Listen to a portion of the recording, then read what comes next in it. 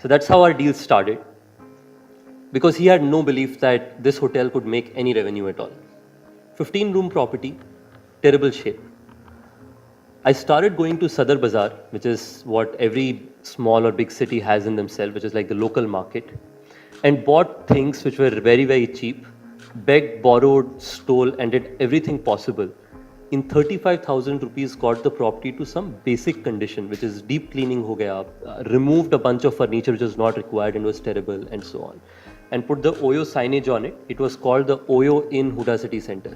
It used to be called Inns earlier, over time it's changed. For close to 3.5 months, I used to do absolutely everything at the hotel. I was the guy who was transforming the hotel. I was the guy who was doing F&B. I was the guy who was doing front office work. I was the guy who was spending time with the guests and so on. The reason I say this is every time when you're building a company, you have to be the first subject matter expert. There is no option but that. I've seen the best consumer leaders in the world. They know their customer like no one else. It is because they are so related to them. We started with close to 20% occupancy.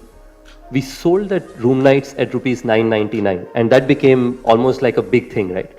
In a week, the property was selling 90% plus in occupancy. Companies started lining up. Okay, lining up saying that they want to get all their employees come in and stay. Which is the second learning, that is always work hard to make sure that your product market fit is well managed.